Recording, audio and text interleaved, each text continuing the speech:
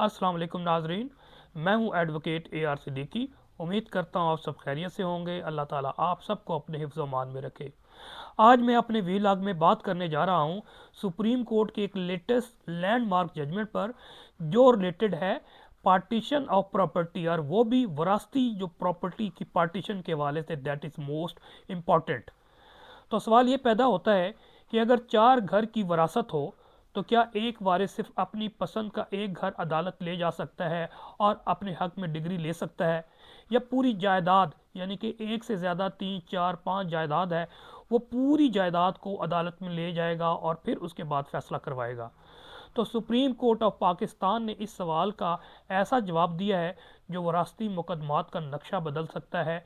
ये आप सब के लिए बहुत इंपॉर्टेंट है, डिटेल में समझने की कोशिश कीजिएगा, क्योंकि कहीं ना कहीं कभी ना कभी ये मामला हर फैमिली में ये सामना आता है। तो इससे पहले कि मैं डिटेल आपको इसमें बताऊं और जो प्रिंसिपल ले डाउन किया गया है सुप्रीम कोर्ट में, उस हवाले से भी बात करूं, आपसे रिक्वेस्ट है कि आप मेरे चैनल को लाइक करें, सब्सक्राइब करें, बेल आइकॉन को प्रेस करें, और कोई भी कन्फ्यूजन हो, कोई सवाल हो तो आप कमेंट्स बॉक्स में कमेंट्स कर सकते हैं और व्हाट्सएप भी कर सकते हैं।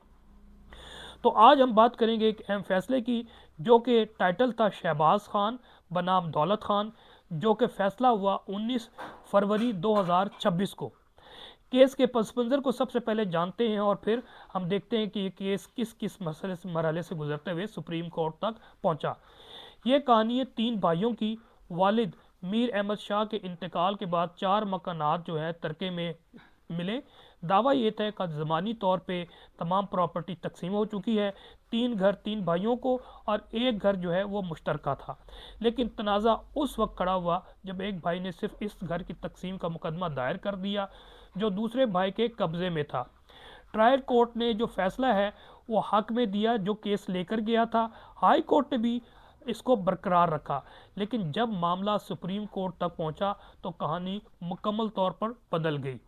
और एक उसूल जो हमारे लीगल CPC सिविल कोड में मौजूद है, वो पार्टीशन का केस जो है या पार्शल पार्टीशन का वो है, वो बहुत इंपॉर्टेंट है, जिसमें ये प्रिंसिपल सुप्रीम कोर्ट ने बड़े वाज़े तौर पे ज़िक्र किया।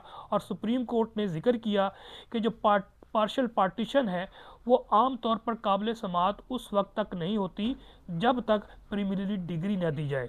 तो अदालत ने कहा कि अगर पूरी वरासत, यानी कि इस वक्त क्योंकि तरके में मतवफ़ी ने एक नहीं 4 प्रॉपर्टी छोड़ी थी, तो आप सिर्फ एक मकान ले जाकर इस पे डिग्री ले नहीं सकते अपने फेवर में, बल्कि आपको चारों मकानात का जिक्र करना ज़रूरी था, ताकि वंस फॉर ऑल तमाम के प्रॉपर्टी के हवाले से मुश्तरका फ़ैसला कर देते। अब तकसीम जायदाद पूरी इंटायर स्टेट की होनी चाहिए थी, ताकि कीमत, मेले वकू और नोयत को मद्देनज़र रखकर अदालत जो है मुनसिफाना तौर पे फैसला कर सके। तो ज़ाब्ता दीवानी के हवाले से, यानी कि हमारी सिविल प्रोसीजर कोड क्या कहती है, तो सुप्रीम कोर्ट ने वाज़े तौर पे कहा कि जो लोअर कोर्ट है या हाई कोर्ट है, उन्होंने इन वायलेशन ऑफ रूल 20 और ऑर्डर 20 और रूल 18 की खुल्लम खुल्ला जो है खिलाफ वर्जी की है। और इस हवाले से तकसीम के मुकदमे में 2 मरहले होते हैं, एक प्रीलिमिनरी डिग्री और फिर उसके बाद फाइनल डिग्री। पहले मरहले में अदालत को वाज़े करना होता है कि किस वारिस का कितना हिस्सा है, लेकिन यहाँ हिस्सों का तयन किए बगैर ही आखिरी फैसला, यानी कि फाइनल जजमेंट डिग्री पास कर दी गई, जो कि खिलाफ कानून है, जो ऑर्डर 20 रूल 18 की भी वायलेशन है। अगर इस हवाले से हम इसको डिटेल में देखें तो आर्डर जो डिग्री की तारीफ है वो सेक्शन 2 सिविल प्रोसीजर कोड में मौजूद है, और उसमें एक दोनों डिग्री का जिक्र है, प्रीलिमिनरी डिग्री का और फाइनल डिग्री का। जो पार्टीशन का केस है, याद रखिएगा कि पहले प्रीलिमिनरी डिग्री होगी, उसमें डिटर्मिनेशन होगी कि अगर 5 फरीक हैं तो हर फरीक की डिटर्मिनेशन होगी कि ये इतना इसका शेयर है, इतना शेयर है। उसके बाद फाइनल डिग्री के लिए बड़ा लंबा प्रोसेस है, वो मैं आपको मज़ीद डिटेल करता हूँ कि उसमें आप क्या क्या कर सकते हैं और डिटेल में जा सकते हैं। अब डिटेल में हम इसमें जानने की कोशिश करते हैं कि फाइनल डिग्री में क्या क्या हो सकता है। फाइनल डिग्री में देखिए, मिसाल के तौर 4 प्रॉपर्टीज़ हैं, तो वो फिर कोर्ट जो है लोकल कमीशन अपॉइंट करेगी, और लोकल कमीशन जाएगी और वहाँ पर पहले उसको पूरी डिटरमिन करके एक रिपोर्ट तैयार करेगी, और उसका जो मैंडेट है अगर उसमें कहा जाएगा कि आप फेयर प्राइस असेसमेंट करें, तो फिर लोकल कमीशन उस इलाके के जो प्रॉपर्टी डीलर्स भी मौजूद हैं उनसे वो कोटेशन भी ले सकते हैं, उनसे स्टेटमेंट भी ले सकते हैं। मुख्तसर ये है कि लोकल कमीशन वो डिटरमिन करता है कि ये पार्टीशन, ये तमाम प्रॉपर्टीज़ हो सकती हैं या नहीं हो सकती। फिर इसके अलावा कि अगर 4 प्रॉपर्टी है तो एक प्रॉपर्टी की पहली कीमत कितनी है, दूसरी की कितनी है, तीसरी की कितनी है, चौथी की कितनी है, और वो भी फेयर प्राइस जो है वो मार्केट के हवाले से दिया जाएगा, और उसमें स्टेटमेंट जो वहाँ के प्रॉपर्टी डीलर्स हैं उनकी भी इंपॉर्टेंट है, या फिर जो डीसी रेट्स या डिप्टी कमिश्नर के हैं उसकी भी स्टेटमेंट, यानी कि एक पूरी प्रिलिमिनरी इंक्वायरी करके फिर वो रिपोर्ट सबमिट करेगा। और फिर अदालत अगर तमाम पार्टीज उस पर एग्री हो जाती हैं कि जी ठीक है, अदरवाइज ऑब्जेक्शन पिटिशन भी फाइल होती हैं, तो ये सारी जो है प्रिलिमिनरी डिग्री के बाद ये तमाम प्रोसीडिंग्स हो के जब पार्टी मुत्तफिक हो जाती है या अदालत इस चीज़ को डिटरमिन कर देती है तो फिर फाइनल डिग्री देती है। तो इसकी क्योंकि वायलेशन की तो सुप्रीम कोर्ट ने उसको सेट असाइड किया, और सुप्रीम कोर्ट ने कहा कि ये मटीरियल इरेगुलरिटी है और इसको हम नज़रअंदाज नहीं कर सकते।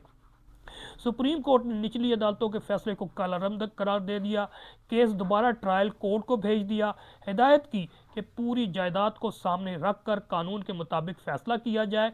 ये सिर्फ एक केस नहीं बल्कि विरासती कानून में एक मजबूत अब रहनुमाई के तौर पे भी इस्तेमाल होगी।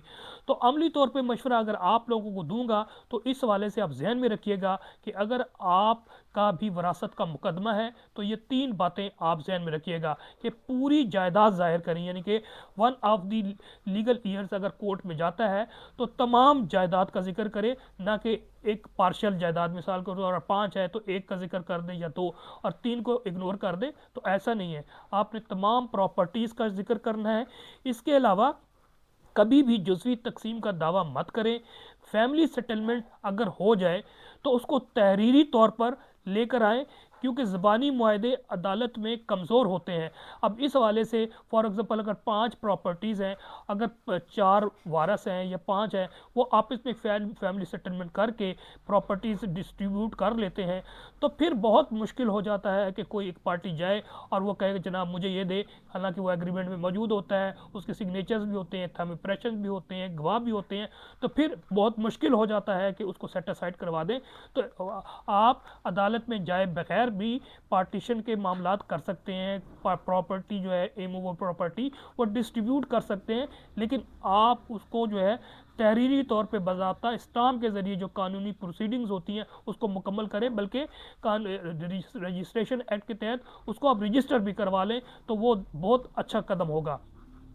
अब प्रिलिमिनरी डिग्री के हवाले से हम बात करें तो आप ये ज़हन में रखिएगा कि आपका हिस्सा वाज़ेह तौर पे कानूनी तौर पर मुतय्यन हो चुका होगा, वरना सालों अदालत के आपके चक्कर लग सकते हैं। अब आखिरी में मैं ज़रूर कहूँगा कि जायदाद के झगड़े सिर्फ दीवारें नहीं गिराते बल्कि रिश्ते भी तोड़ देते हैं। तो सुप्रीम कोर्ट का ये फ़ैसला हमें सिखाता है कि इंसाफ तभी मुमकिन है जब मुकम्मल तौर पर जो है तस्वीर अदालत के सामने पेश की जाए, ताकि फ़ैसले मुनसिफाना भी हो सके और आप लोगों के दरमियान जो फैमिली में इस प्रॉपर्टी की वजह डिस्प्यूट होता है उससे भी अवॉइड किया जा सके। अगर आपको मेरा ये वीलॉग पसंद आए तो इसको लाइक करें, सब्सक्राइब करें और बेल आइकन को प्रेस करें। नेक्स्ट वीलॉग तक के लिए इजाज़त दें। अल्लाह हाफिज़।